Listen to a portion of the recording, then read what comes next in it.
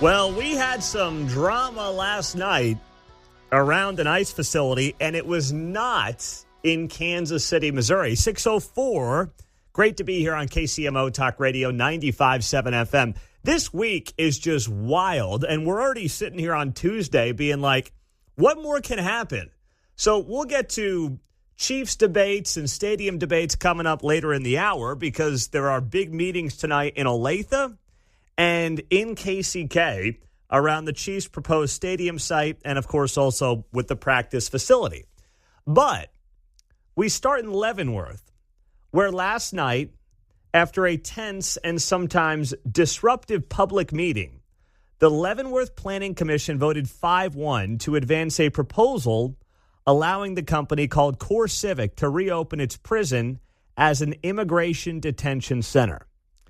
There were hours of public comments, speakers on both sides supporting and opposing the plan, and at one point, you had a guy get escorted out of the meeting. Channel 9 and Jackson Kurtz was all over it last night, and here's what it sounded like from KMBC. You're going to have a former student take me out. That's really cool. Free speech is free speech. That man there thrown out after being upset over how commissioners handled another speaker there. But tonight we've heard more about the facility and the 1,000 detainees they say CoreCivic says would be there for 51 days. Now, brass with CoreCivic also spoke today saying how they've learned from their past mistakes and will fix them. Employees with CoreCivic as well speaking highly of the facility, while many Leavenworth natives and former employees are against it. This facility, when it is finished, will be state-of-the-art. It is state-of-the-art. And I am telling you right now, CoreCivic has a great product. Sit down with me and we'll talk about oversight, because lacking oversight is the number one problem across the nation with these facilities. So that was last night at the Leavenworth City Council meeting where you had a lot of people out there supporting it. You obviously had people out there not in favor of it. Now, those who are not in favor of it, I actually understand. Like, I know that obviously Leavenworth has a long history with the prison and, you know, with the military and what they do up there. I get that. And we have a good listener base up there in Leavenworth as well. There are some folks who always come to our events from Leavenworth, and they want us to get up there. So it's on our target list. We will get up to Leavenworth at some point. I don't know when, but we'll get up there for an event at some point. But I bring this up because obviously they understand and they know all about prison systems, having one in their community, and what that's like. But I also get the pushback. Like, would I want an ICE detention facility right in my backyard? It's the same conversation in Kansas City. Difference is it does not look like there is a lot of residential around the area in Kansas City. So when you look at this, you say to yourself, I understand the concerns. However, step back and why are we here? How did we get here? And before you say, well, Trump, obviously, Trump. How did we get to Trump? We got to Trump because the last guy who was in charge had his head so far up his rear end, so far up it, that he was allowing 10, 15, whatever the number is, pushing 20 million people to cross the border illegally. Come on, man. And now you have a mess on your hands. And guess what? The guy who got elected in part because he said he would clean the issue up. And he would figure out who these millions of people are that have come into the country illegally and figure out who needs to leave immediately. Who are the actual threats in our communities? They need to be obviously arrested, detained, held, and deported. That's what needs to happen. Might there be some kind of a pathway for certain people in certain communities with certain backgrounds? Yeah, there may end up being that. I don't know how you can deport 15 million people. It seems like an impossible thing to do. Trump's not going to be able to do it. So we'll have that conversation when we get there. But right now, you're 12 months into this administration, and you know what? They are doing the things that they promised they would do. And by the way, It's all part of federal immigration law that was passed on a bipartisan basis. So for people who are protesting, whether it's in Leavenworth or it's in Kansas City, where, of course, we're looking at that potential ICE detention facility in South KC that would hold up to 10,000 detainees if it ends up going through, if it ends up happening. We got here for the people that are the loudest protesters. We got here because of the bad decisions that happened from the previous guy. That's it. At its simplistic form, that's how we got here. And at least if we can admit that, then we can have a conversation on what to do. But you protest this like Trump just showed up and was like, I'm kind of bored today. Hey, you know what I think I'm going to do? I'm going to start just deporting people because I'm pretty sure there's a lot of other things that Trump could do with his time, with his resources, instead of having to clean up this mess from the last guy. But this is where we are right now. So you had that happen last night in Leavenworth, and under the proposal, CoreCivic would operate, the company CoreCivic, would operate this facility at 100 Highway Terrace under contract with U.S. Immigration and Customs Enforcement. It would house up to 1,000 adult detainees, an average stay of roughly 51 days. No juveniles would be housed at the facility. What did they do last night in Leavenworth? They narrowed the proposal on the permit term from 5 to 3 years while keeping annual review requirements and other conditions in place. CoreCivic leaders told commissioners last night in Leavenworth the company has learned from past mistakes and outlined steps they would address previous concerns. Some current employees spoke in favor of the proposal, while some Leavenworth residents, including former facility employees, urged commissioners to reject it. The proposal now moves to the City Commission for final consideration, and the City Commission is scheduled to take up the matter on February 24th. So that is what is coming out of Leavenworth last night on the issue. Now, there has been nothing new in Kansas City on the big proposed detention facility outside of what we talked a lot about yesterday. And that was members of the Jackson County Legislature, members of the Kansas City, Missouri City Council, people like Jonathan Duncan, who have basically been trying to intimidate and dox the two men who own the building in South Kansas City, Ryan and Terry Anderson. This started with articles in the Kansas City Star, where the Kansas City Star was basically saying, these guys, Ryan and Terry Anderson, they're Rockhurst guys, but, they really shouldn't be doing this, wink, wink, nod, nod, and that set off a social media frenzy. You had Jonathan Duncan, you had Manny Abarca, all saying that basically there would be some kind of either social or political retribution if they sell their facility to the federal government and it gets turned into an ICE detention center. They both made those claims on social media, which I'm not an attorney, but man, that feels like a lawsuit waiting to happen right there. I will tell you, I'll tell you something I heard, though, yesterday on this front. There is work being done through members of the Missouri federal delegation and the White House to not necessarily protect just Ryan and Terry Anderson, but other individuals in major American cities who have found themselves, unfortunately, being targeted for doing absolutely nothing wrong and nothing illegal. I can't share more than that right now, but just know the White House is aware of things like this happening. Members of our federal delegation in Missouri are aware of what is happening here in Kansas City. They know what's going on.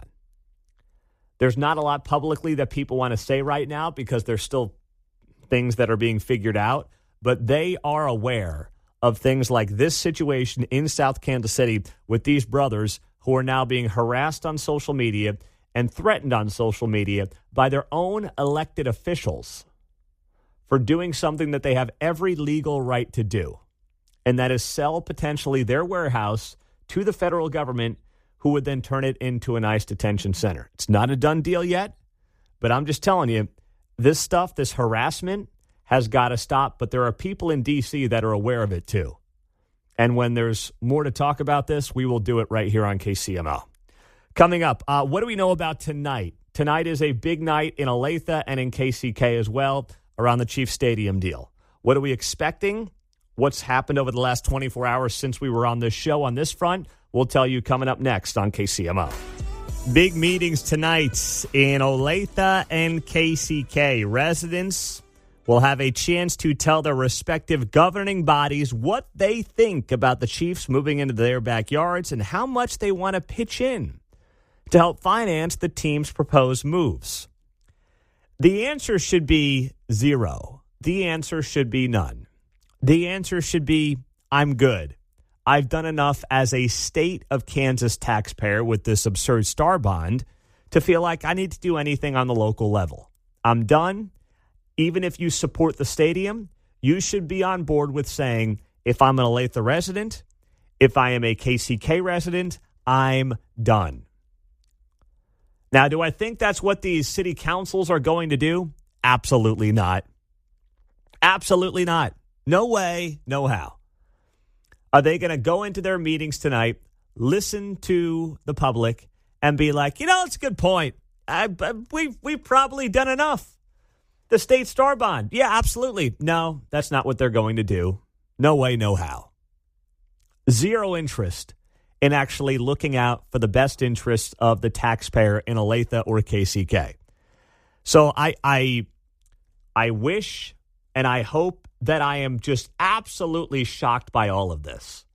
But I don't believe that I will be.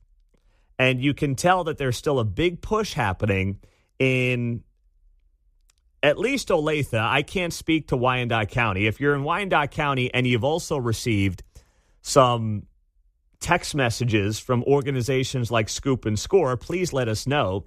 But Mark got the text again yesterday. They know Mark is the biggest fanboy in town. They know what's going on. So, Mark, you got this text message yesterday. It said, show your support for the Chiefs' new team headquarters in Olathe. Hearing at the Olathe City Council February 3rd, tonight, 7 p.m., 100 East Santa Fe Street in Olathe. You going to go tonight, or do you have commitments for the kids? I'm tempted to go tonight. It'll probably be a last-minute decision, but we'll see. All right.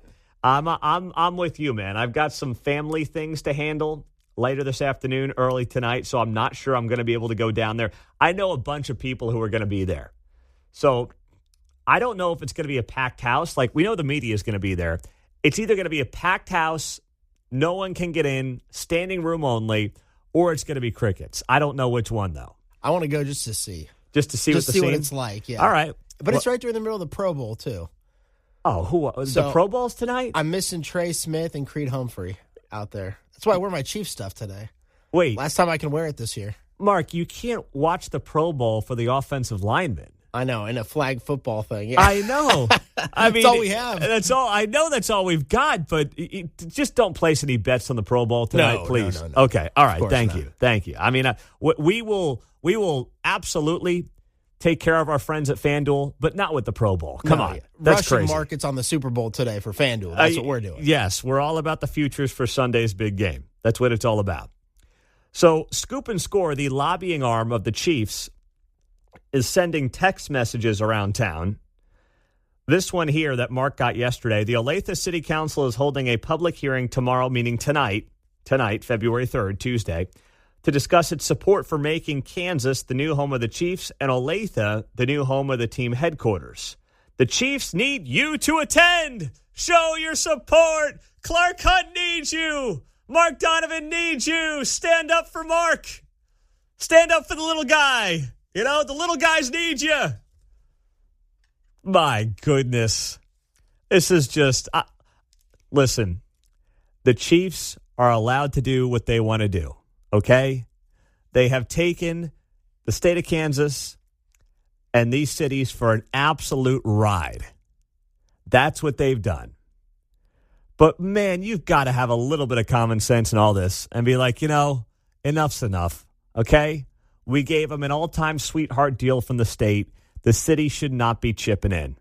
It shouldn't.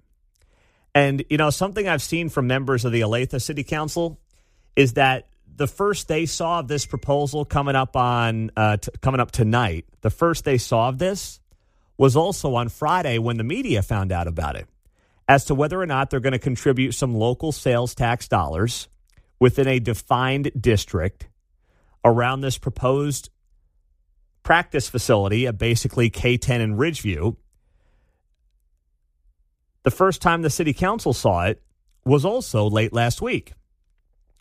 But then, according to how this state statute is written, they basically have to turn this thing around very quickly and approve it. Like, they don't have a lot of time to look it over either, which once again ties back to the jackals at the state level and the way that they are just jamming this thing through, and they don't care who might get in the way. They certainly don't want the taxpayer to get in the way. And this is largely Republican-driven.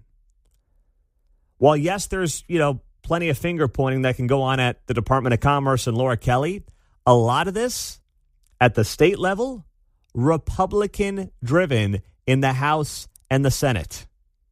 Okay? It's not some far-left game, a gotcha, and the liberals are coming for us. No, it's Republican-driven. It's leadership-driven in the House and the Senate. That's how the bill was originally written a year and a half, 2 years ago now. Channel 41 KSHB had good reporting on this last night. I mean, what does it mean for us, really? As a 30-year Olathe resident, Boudreaux says residents should get a say in what's developed. Her concerns are clear: timing, tenor, and taxes. The speed of all of this is really concerning. It changes the character or the tenor of our area. Is it going to be something that supports our community and benefits our community more than just tax dollars generated? Olathe City Council members will consider establishing a district surrounding the chief's new $300 million headquarters and training facility near the intersection of College Boulevard and Ridgeview Road. Sales taxes and other revenues generated within the district would go toward the bonds issued to help finance it. Kyle Neal is another resident I met asking questions online. He asked, will the proposed bond district generate enough money to cover its predicted expense? And what's the larger proposal? I took both of their concerns to the city of Olathe. They said no one was available to speak with me in person, but walked me through these answers over email. In summary, tomorrow's meeting is simply for the pledge of potential revenue on the property. Decisions to what else is going on the property have not been made. And the Olathe City Council received the agenda packets the same time as residents. So let me get that straight. First off, no one from Olathe can go on camera. I mean, are you kidding me? Can't get anybody on camera. Channel 41, really. And then they say at the end there, well, it's just for the defined district, but we don't even know what's going there. So how can you vote on this? Now, we've heard talks about how Olathe wants to put or the Chiefs will have their practice facility there, and there'll be like a little stadium set up there where the city of Olathe and Olathe schools could use this for like football games. How much revenue are you generating by having high school football games and selling $1 hot dogs and bottles of soda and water? I mean, how much money are we talking about here? Hotel?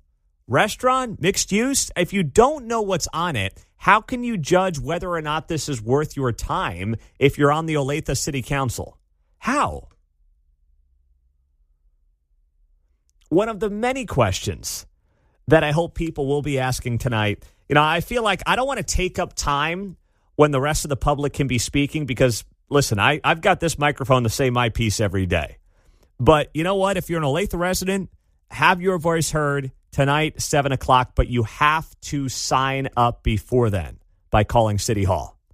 Coming up, the story that had me so disappointed yesterday, next.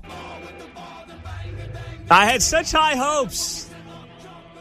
This is the only Kid Rock I'm listening to all week. I don't care that he is the headlining act of the Turning Point USA halftime show. I don't care. Kid Rock stinks. And when I saw this announcement yesterday from Turning Point USA that, they've been teasing this alternate halftime show for months. And here I'm thinking okay, I mean, what are we going to get here? I mean, are we going to get Mark's guy, Phil Wickham? Are we going to get some big country music star? What are we going to get? We get washed up, Kid Rock as the headlining act from Turning Point USA, along with Brantley Gilbert, Lee Brice, and Gabby Barrett. Brantley Gilbert and Lee Brice are, I would say, they're C-list country music guys. And actually, Gabby Barrett may be the best of the bunch. When you look at these four who are going to do this alternate headline or alternate Super Bowl halftime show that's going to air on Turning Point USA's social media channels. Here was the executive producer of the Charlie Kirk Show. His name is Andrew Colvett, talking about this last night on Fox News. And he even screws up one of the artists' names. He got it backwards. He says Bryce Lee instead of Lee Brice. Are you focused on the halftime show for the Super Bowl? It seems like it. You want to tell the audience what's up? Yeah, well, thanks for bringing that up. Yeah, we made the big announcement today. We've got Kid Rock, Brantley Gilbert, Bryce Lee, and it's going to be an amazing, amazing show. And we're going up against the big guys, little David and Goliath, but I like our chances. A lot of people reacted pretty well today. All right, so how do we stream that? How do people get that? It's going to be all over X. It's going to be all over YouTube, all over Rumble. Check it out there. We've got a bunch of partners that are going to be taking it live. So if you've got your YouTube app, you've got your X open, fire it up right in the middle, right in a halftime show with some other thing that's going on. When it's going to be fun for the whole family. Made-for-TV concert, Jesse. The other thing is in the middle of a big stadium. You're so far away. This is going to put you right in the action, high octane. It's going to be can't-miss entertainment, I can assure you. All right. Well, if Kid Rock's there, it's going to be a hit. Thank you so much, Andrew. TPUSA. What a sales pitch. Come on, man. Come on. You got me. This is like a bad SNL skit is what this is. Sounded like Andrew was trying to convince himself it was going to be good. He wasn't quite sure. He's so excited for Bryce Lee, brother of Bruce Lee. No, it's Lee Brice. You're so excited for these guys. You got their names wrong. I mean... Hey, they were hot in 2015. Yeah. Yes, exactly. Yes. Right? That's what I was programming country in this building in 2015. And I know I drive your truck. Yes. Yes. Yeah. Okay. That's his song, isn't it? Yeah. And that's one not, of them. He had a couple that year. Let's be honest, too, there, John, when you were running country music here in this building. Lee Brice, those songs, not exactly up-tempo halftime shows that get you rowdy. No. You know? I Drive Your Truck's about a brother that was a vet that was killed in action, and he drives the truck now, and blah, blah, blah. Yeah. It's like, what are we going to do here with Bryce Lee? I mean, Lee Brice. Is it Bryce Lee? Now I'm confused. Yeah. Oh, Lee Brice. Lee Brice. Lee Brice. Mm-hmm. This guy, Andrew Colvett, is throwing me for a loop calling him Bryce Lee. This is not what I was hoping for. It's really not. Now, here's what I think happened in part. A lot of Christian music artists and probably country music guys and gals were like, I don't want to be part of the virtue signaling dog and pony show. Mm-hmm. And I don't blame them for that. I really don't. Because you put yourself on this headlining act, you are clearly taking a direct shot at the Super Bowl, at the NFL, at one of the few cultural moments that we have left together in this country. And there were a lot of guys and gals who said, love you, Turning Point, love the late Charlie Kirk, but I'm not sure I want to put myself in this spot.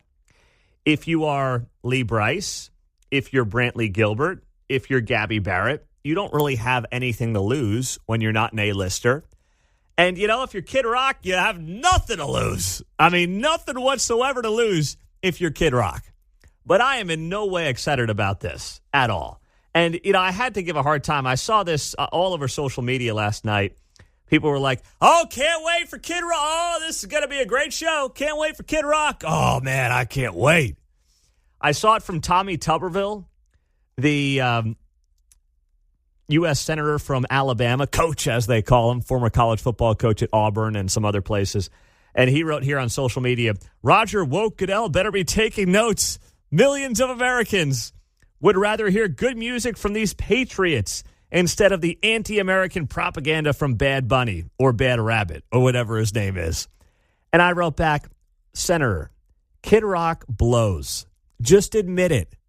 If his politics didn't align with ours, this would not even be a debate. Okay? We all know this to be the case. I just wish we had something to latch onto that was better than Kid Rock. I mean, how are we, when you look at like Christian music outlets being like, I'm excited to broadcast Kid Rock? What? Yeah, I was surprised that this is going to be on TBN, seeing the headliner. I know. TBN is carrying Kid Rock? A little salty, maybe? Yeah, I would say so. That's kind of what I thought at first. Like, Kid Rock, okay, well, I get the patriotism and the attitude and the right back at you in your face type thing. But don't know if that was on Charlie's Spotify playlist or not. I don't know. Right. I don't know. All right. We're upsetting the Kid Rock fans. Mark in Independence, what's up? Hey, I've seen Kid Rock several times. Last time, Poplar Bluff, Missouri, they had 2 nights going. He and Hank Williams Jr. and some others, they filled it up. 50,000 people, 1,600 U.S. flags. And I'll tell you, it was pretty good. He plays about 4 different instruments, so does Hank Williams Jr. It's pretty damn good. So I think you're a little harsh without going to a concert. And I'll tell you something, I think Bruce Springsteen sucks. I always have. And he's overly dramatic in his delivery, and he's overrated. And it helps him at least that he's from Jersey because all the dumb Yankees support him. That's all I got to say. All right, Mark. Tell me how you really feel next time you call. Okay, don't leave anything on the bench. All right, buddy. There you go. Mark in Independence. Listen, music is one of those things, like sports, where I do not let it get in the way of what I like. Yeah, I like Springsteen a lot. Yes, he's a raging liberal, and yes, I would go to a concert next week if I could. Kid Rock has the same politics as me, and I think his music absolutely stinks. That's the beauty of art, though, okay? And that's how it should be. I think our art and what we like in our art should be totally irrelevant from what we are and what we think politically. That's when things are at their best. Well, the spirit of rock and roll was about what you think back in the 60s. So separating the two is difficult for some of us over a certain age, I suppose. I understand that. You never liked Kid Rock, though, right? No, I never liked Kid Rock. Yeah, so, is that a genre preference? I don't know what you would call his music. It's not exactly rap like you'd hear on Hot Jams or down the hall here at Power 105. We call it butt rock, John. Butt rock? What is that? What does that mean? Well, like them and Chevelle and some of those bands. Yeah, stuff about girls and... So that's a real genre, butt rock? Well, just sort of a pejorative slang, yeah. In the streets? Yeah. Man, I feel like I'm way out of touch right now. No, I mean, it's not exactly rap, but Uncle Cracker usually goes with him. He's a DJ, so there's a whole show involved in a kind of an experience thing. Let's go to Roger Goodell. He spoke last night about Bad Bunny. Okay, speaking of buttheads, butt rock, Roger Goodell, NFL commissioner. Here he was last night. He was asked about Bad Bunny, the halftime show, and whether or not it's going to be political. Here's what the NFL commissioner had to say. Bad Bunny made a pretty clear anti-ICE statement at the Grammys last night. What are you expecting in terms of political statement, whether that's from Bad Bunny or Green Day or any of the other performers? On your first question, security is obviously one of the things we focus on the most. It's a Tier 1 level event. That involves unique assets at the federal level, state level, and the local level, all working together. I see no change in that in the preparations for the Super Bowl. We've not seen that. We're working with all 3 of those levels and doing everything we can to make sure it's a safe environment. And the federal government is a big part of that, including this administration and every other administration before that. I think Tier 1 is probably been the category we've had since at least the turn of the century, if not before that. So I just anticipate we'll continue to do the work to make it the safest event. On your second question, I think everybody Bad Bunny is, and I think that was demonstrated last night, one of the great artists in the world. And that's one of the reasons we chose him.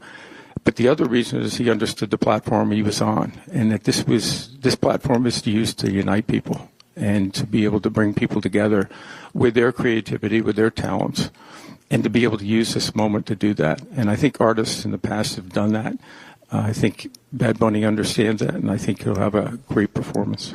All right, that was Roger Goodell kind of tiptoeing around the idea as to whether or not Bad Bunny is going to do anything political at the halftime show. Listen, I just think that for me, I'm going to have to drink at least a couple of beers and then just hit the head for 15 minutes. That's all I can figure, because I don't really have any interest in Bad Bunny. I have absolutely no interest in Kid Rock. So what am I going to do? I guess, it's too early to put the baby to bed. She's not going to want to go to sleep at 6:45 or whatever it's going to be. So I have to figure something else out. I don't know. Maybe I'll pop on like a Bluey for the girls. They can watch Bluey at halftime of the Super Bowl. I would rather watch Bluey. There you go. Than watch the two options that are out there right now. So give me that. But it's interesting because I listened to a podcast over the weekend, and it was a podcast with the CMO, the Chief Marketing Officer of the NFL. And he made it very clear that the NFL's marketing plan does not include, and these were his words, 35-year-old plus white guys. Their attitude at the NFL is basically this: we've got you, you're not going anywhere. They are all about trying to build the brand beyond the 35-plus white guy. So when you think about their marketing efforts through that prism, Bad Bunny makes a lot of sense. I'm telling you, there's going to be a day when the NFL just goes totally global and they've got teams around the world. And that's what this Bad Bunny play is about. I'm not saying I agree with it. I mean, be careful what you wish for. But they basically feel like they've got their core base on lockdown, and that's why they hire acts like Bad Bunny. They're not going back to Tom Petty and the Rolling Stones. Like, they're not doing that. The people that want to see those shows, which would include myself, and I know many of you, you're already watching. They use the halftime show as a way to bring in the casual fan and keep the casual fan. That's the marketing of the halftime show. And this CMO, Tim Ellis, made it very clear on this podcast I was listening to over the weekend. And I'm not sitting here telling you should like it. I'm just taking you behind the scenes on what his strategy is and why they're doing what they're doing. I'll pass. I'll take some K-pop or J-pop. They got some good acts there. I love avant-garde. So you can check that out on YouTube. Oh, boy. That is really lowest common denominator stuff there. Do I go Bad Bunny or K-pop nonsense? Oh, my goodness. Just say we'll get there eventually. Right? Oh, we may, man. Mm-hmm. We may. Mm-hmm. And thankfully, my kids won't know what K-pop is because we told them not in this house, okay? Not under this roof. And Netflix is now gone. Sayonara. See you later. So thankfully, Darrell Forte, the Jackson County Sheriff, was able to stand up for local law enforcement here in Jackson County when he started speaking out against this absurd ordinance that was introduced by Chairman of the Jackson County Legislature, Manny Abarca, last month, where he wants to prohibit all law enforcement officers from concealing their faces or badges while performing their official duties. Manny Abarca claims the goal of the ordinance is to seek accountability. Well, if you guys weren't doxing people left and right and trying to destroy the lives of these federal agents, they might not have to wear masks as you stick cameras in their faces in Minneapolis and elsewhere, including here in Kansas City. All right? That's part one. But then part two of this is Darrell Forte speaking out and pushing back. And that led to a rollback of this ordinance yesterday. Fox 4 had the story, and here's what this sounded like from Fox 4. I think what we're going to find in a lot of different places, if this ICE effort continues to expand, is local law enforcement showing up to unbadged, masked, plainclothes officers saying that they're ICE, and we don't know if they are or aren't. At Monday's meeting, they proposed an amendment limiting the ordinance to only ICE agents. That's why this was targeted. I think it also is a release valve to allow local enforcement to calm down and not think that this is an affront to them in any type of way. Jackson County Sheriff Darrell Forte sent a letter to legislators Monday saying deputies' role at ICE operations would likely be to restore order, not to enforce a mask ordinance. And he worried about a potential dangerous confrontation if deputies were deemed to be interfering with a federal operation, trying to detain one another. There were plenty of questions from committee members about whether the ordinance would even be enforceable under the federal supremacy clause, the confusion it could cause, and the burden put on deputies. At what point would the deputy try to enforce this? At the incident? Is the officer detained? Are they charged? These last-minute letters are all meant to design to try and implode this process. Shame on them for doing that. Shame on my colleagues for waiting to the last minute to ask these questions. Abarca said last month's town hall proves more transparency for ICE agents is something the community wants. That's quite a move from the new chairman in Jackson County, Manny Abarca. Shame on my colleagues for asking questions. You do what I say. No, shame on Manny Abarca for playing politics with local and federal law enforcement in Jackson County. So think about this, and this was right of Darrell Forte, the Jackson County Sheriff, to bring up. He called the ordinance, which once again asked all law enforcement to not have a mask on in Jackson County, unenforceable. How's this going to work? How would it even work? All right, you have local law enforcement, citing, arresting federal agents because they're violating an ordinance in Jackson County, which probably has no chance of standing up in a court of law anyway. It's all feel-good virtue signaling nonsense from Manny Abarca. And what is he doing? He's now shaming his colleagues. Shame on my colleagues. No, shame on you, bro. Shame on you. 911, what's your emergency? Yeah, I have an unmasked cop. Could you send a masked cop over? What? Oh, man. It's like, how would you enforce any of this? And by the way, so the ICE agents are in Cass County, and they're masked up, and then they cross over the border. All right, boys, take those masks off. We've crossed the border into Jackson County. Make sure those masks are down. If not, the Lee Summit Police Department's going to arrest us as federal agents. Like, what? Use some comments. Like, think through your ordinances. I know that thinking is not a specialty for many on the Jackson County legislature. I understand that's like not a big part of what they do, think. I mean, a couple of them do. Sean Smith and a couple others. But most of them really don't. I mean, it's all emotion. It's all about what makes them feel good. And now people are asking questions, and actual law enforcement officials are, out there doing their job, right? And saying to Manny Abarca, hey, this is really not a great idea, and here's why. And Manny's like, shame on these people. I mean, Manny Abarca's only experience with law enforcement is getting arrested on domestic battery charges. I was to say the ride in the back seat's a little uncomfortable sometimes. Yeah, I don't know. Maybe he knows better than me. I'll just say that much. All right? I mean, that's the extent of what he knows about law enforcement. And I'm not saying I know everything, but you know what? I talk to people in law enforcement on a almost daily basis around Kansas City to try to learn more and understand these issues, whether it's texts or calls, whatever. And it's on both sides of our state line. And now people are asking reasonable questions, and it's like, whoa, shame on you. No, man, shame on you for playing politics with the federal moment or the federal issue of the day or really the year and trying to use it to basically get yourself on television. That's pathetic. And it's very transparent to what's going on here. So what's next in this story? So coming up on February 9th, here's what happened yesterday. At an anti-crime committee meeting yesterday in Jackson County, a vote on whether to advance the ordinance tied 2-2. So the ordinance has been discharged and will be heard at a public hearing at 3 p.m. next Monday, February 9th. So if you are a Jackson County resident and you want to say something about this, well, next Monday, February 9th, is your time to do it and your chance to do it. In the meantime, two big meetings tonight on the Kansas side of the state line as we roll up till 8 o'clock here on KCMO. You have the Olathe City Council meeting taking place at 7 p.m. That's going to be about the practice facility that, of course, is set to take place and be built at College and Ridgeview on the northwest corner there. And Olathe is going to be considering whether or not to kick in some local sales tax monies to that project.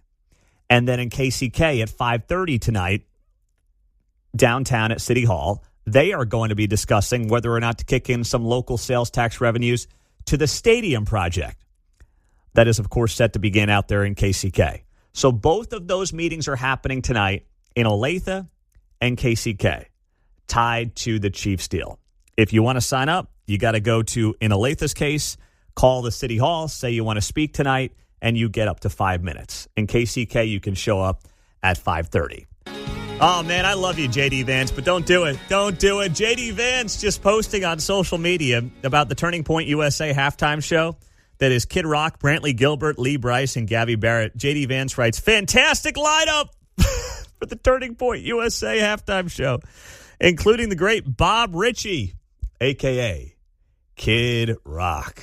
This is absolutely lit. This is lit. I know. It's like the culture war thing. So everyone has to be like, this is the greatest thing ever.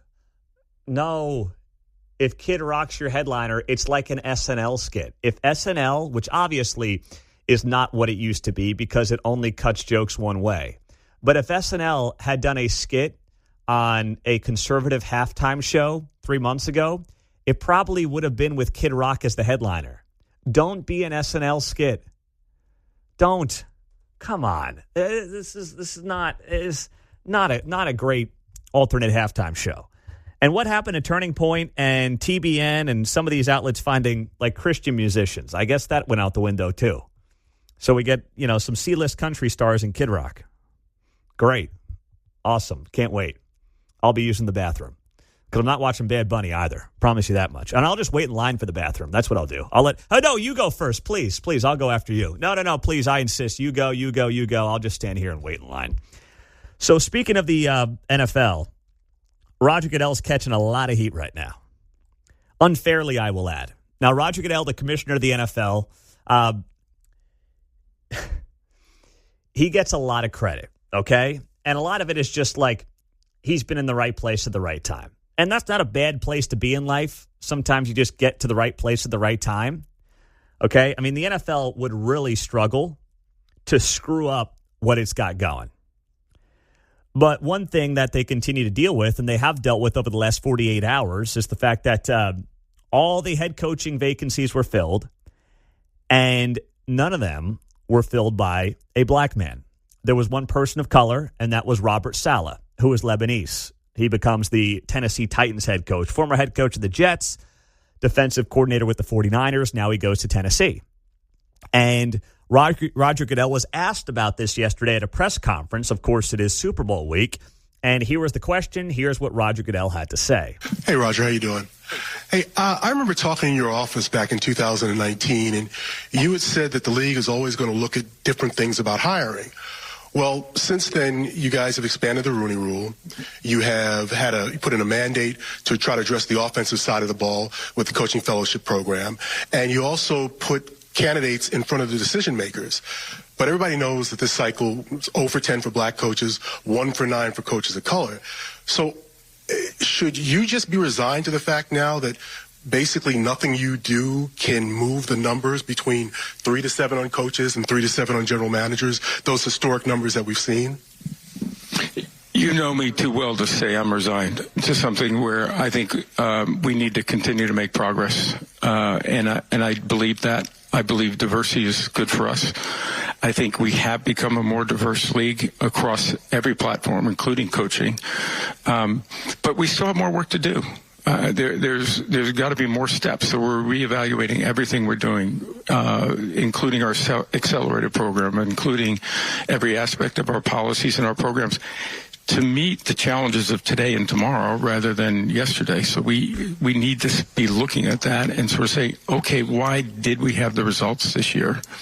What is it that we can be doing in training or education, and that goes for not just the candidates, but also the clubs, and how we can try to continue to increase the opportunities and the outcomes ultimately.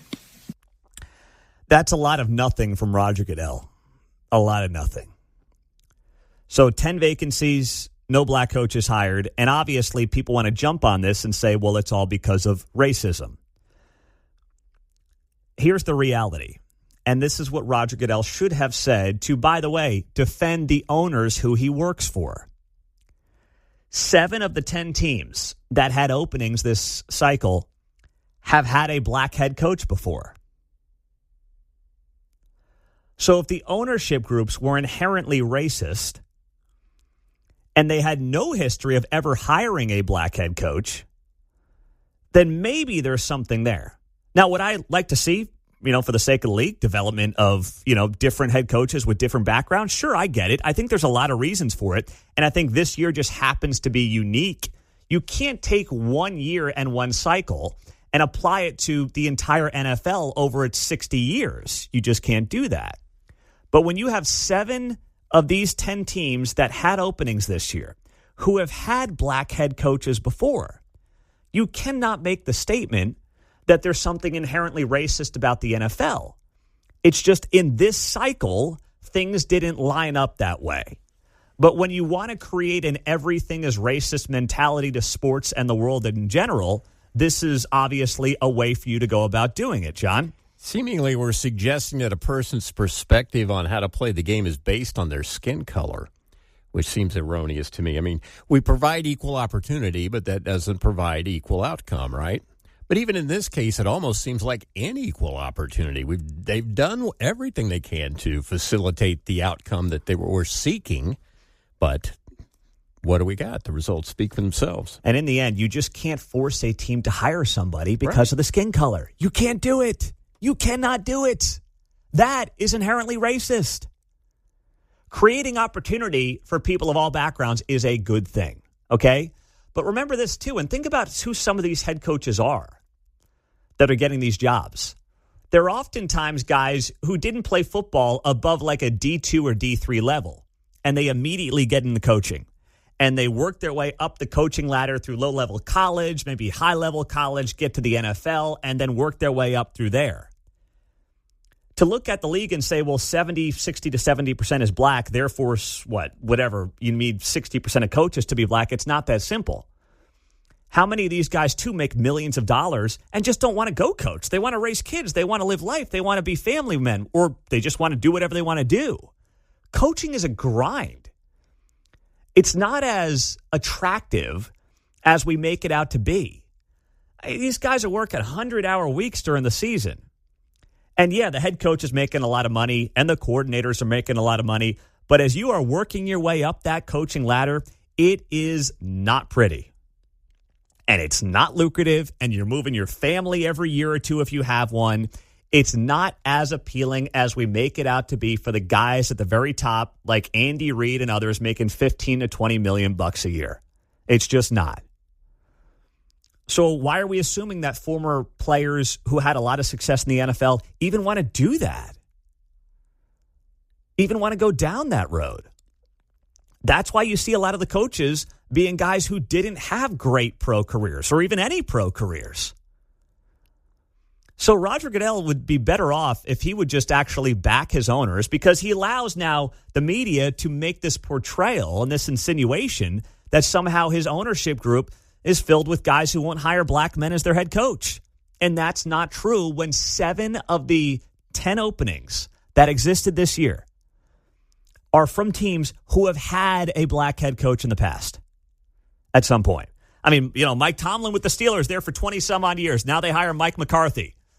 The Steelers suddenly a bunch of racists for hiring Mike McCarthy when they had Mike Tomlin there for 2 decades? I mean, come on. You got any common sense? You know that's not the case. But for too many, when you're trying to when you start at the end, right, you want to start with your conclusion, which is how can I make this racist? And you backtrack from there and you leave out a lot of important facts. That's how you end up with narratives like this coming out there. And that's where someone like Roger Goodell actually has to stand up for the people that he works for. And he did not do it in this case, John. Misapplied Marxism is what I want to say. We take this and we say, oh, there's an oppressor and then there's a victim.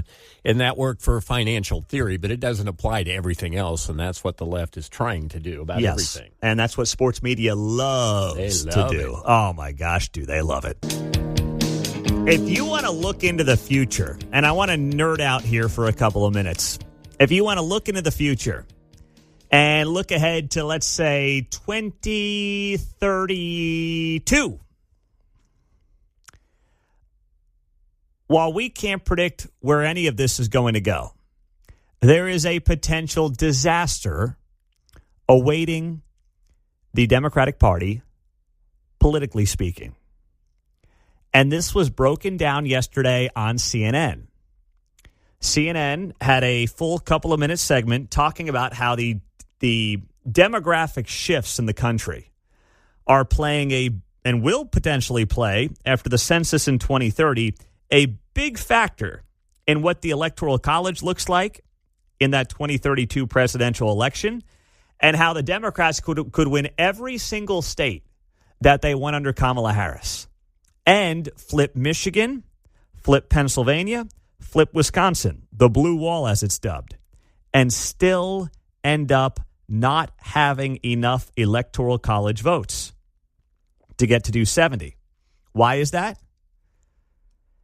Well, because you're losing people in blue states and they're moving to red states. Here was Harry Enton talking about the political disaster that the party is facing based on where people are moving in the country. Today, I wanted to take a look at some long-term population trends that really should set off a flashing red siren to Democrats nationwide while bringing a big smile to the faces of Republicans nationwide. Why do I say that? Because take a look at the big population gainers versus the last census back in 2020. According to the latest population estimates that take into account the population mid-2025, look at this. The biggest population growth this decade, all 5 of the states that Donald John Trump won in 2024. Texas, Florida, North Carolina, Georgia, and of course the great state of Arizona where I spent my New Year's Eve. I love those folks out in Prescott, Arizona. These were the biggest gainers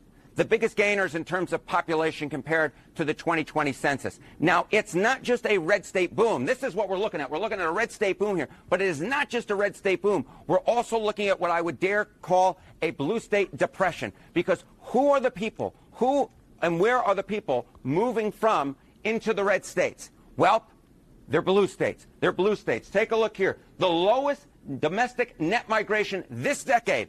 All 5 of the states that were won by Kamala Harris in 2024. Look at this. California, Harris's home state. New York, where I'm coming from right now, of course. Illinois, New Jersey, and of course the great Commonwealth of Massachusetts, which is a bastion of blue liberalism. These are the states that folks in the United States are moving away from and into the red states, which is propelling a red state boom.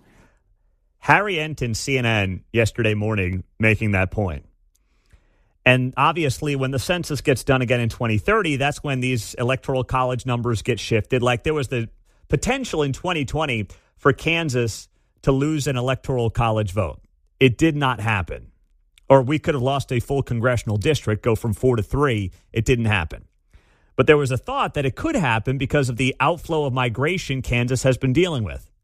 But don't worry, we got the Chiefs now, so everyone's coming in, right? That's what we were told by the politicians, at least. Voters. Yeah, exactly right. Everybody wants to now live here because the Chiefs are coming across the state line, said nobody ever with common sense. But neither here nor there. You look at Kansas and Missouri, they've stayed stable. Texas has boomed. Florida has boomed. North Carolina, Georgia, Arizona. Now, you can't predict where this goes because North Carolina has become a very close state. Arizona has cut both ways before. Same thing with Georgia as well.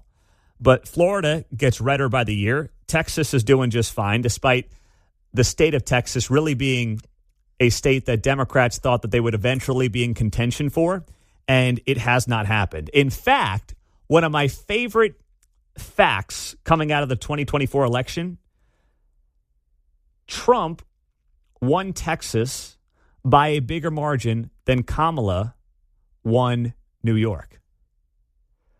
We think of New York as just deep blue, deep blue, deep blue. And then we hear these stories about how, this might be the year for Democrats in Texas. Oh, Texas coming. Oh, Beto O'Rourke's there. Oh, boy, they're coming in hot. It's not. Why? Because also Hispanic Americans have shifted to the right, as we saw in the last election cycle. Now, these blue states that people are leaving, they're the ones who are probably and will be losing electoral college votes and also will be losing congressional seats during the next census. California, New York, New Jersey, Illinois, and Massachusetts. So that'll shift the makeup of the House of Representatives as well, where that is done based on, obviously, how many electoral college votes you have, which is based on your population. So while we don't really have any idea, of course, what the political makeup is going to be in this country, I mean, look at how things have changed over the last 10 years, you have an idea that lifestyle-wise, more conservative people are moving into red states. Now, there's always the notion of, what if it's blue people moving to red states and trying to turn the red states blue? I'm not as concerned about that today as I was like 5 years ago, because what I actually think you're seeing is people picking and choosing where they want to move and voting with their feet more so than ever. There was an element of retirees in the last 10 to 15 years who are like, I'm a diehard Dem. I want the sunshine. I'm going to Florida. And then they bring their policies down there. Now, and this is kind of sad, but as division has continued politically in this country, people want to be around their own, so to speak. So I know there are people in these blue states who are like, I could never go down to Florida or Texas. Oh, my goodness, what a bunch of rubes. They may go as far south as like Delaware or Maryland, where you can get some cheaper property. But, the days of all them flooding down to Florida and trying to flip Florida blue, that doesn't feel like it's a thing anymore. So I think this sets up very well then for the GOP as you look ahead into 2032. It won't really impact 2028, but it will impact 2032 and how the presidential election could go from there on out. Here's more of Harry Enton on CNN. Now, this is interesting, right? But it could also have major political ramifications if it holds for 2030, the next census. Because take a look here. If, in fact, the 2025 population shifts hold for the 2030 census, look at this. Look at the House seat shifts by state. Remember, of course, we apportion the number of House seats depending on the population in each state. If, in fact, the 2025 population shifts hold for 2030, states that Kamala Harris won, they would lose. They would lose 7 seats in the United States House of Representatives. The states that Donald Trump won in 2024, they would gain 7 seats. Now, this isn't just about the House of Representatives, right? It's also about the Electoral College, because the number of electoral votes that each state gets is equal to the number of senators. Each state, of course, has 2, plus the number of House seats that they have. So what would this mean for the House of Representatives? Well, if you remember back in 2024, right, it was all about, we were talking about the blue wall. If Kamala Harris could win the baseline Democratic states and then add in the blue wall states of Michigan, the Commonwealth of Pennsylvania, and Wisconsin, she would get to 270 electoral votes. But if all of a sudden we, in fact, have applying the 2025 estimates, the population estimates, to the Electoral College, the blue states plus the blue wall of Michigan, Pennsylvania, and Wisconsin would no longer be enough. That is wild. And that guy, Harry Enton's a hoot, man. He's like a cartoon character up there, but he does a nice job. Yeah, I like it. I like his approach. Animated style. Yes, it's animated. It's he puts on the show, and I like that. I like when guys lean into it. He's not boring. That's for darn sure. He's not boring. So this is just something to watch as these shifts continue throughout the country, John. You were saying you were looking ahead to 2032, and I thought you were going to project out that we might have a final site for the new Kansas City jail in 2032. Right? Yeah. In theory, the stadiums would be open by then. Well, but we may not still have a jail. And if you think we're guaranteed to have a Royal Stadium by then, I think you might be wishful thinking. Kind of pushing it, aren't we? Yeah, we're getting close. We're getting close up to that deadline. Could all the parents pull their cars around and turn the headlights on, please? Right.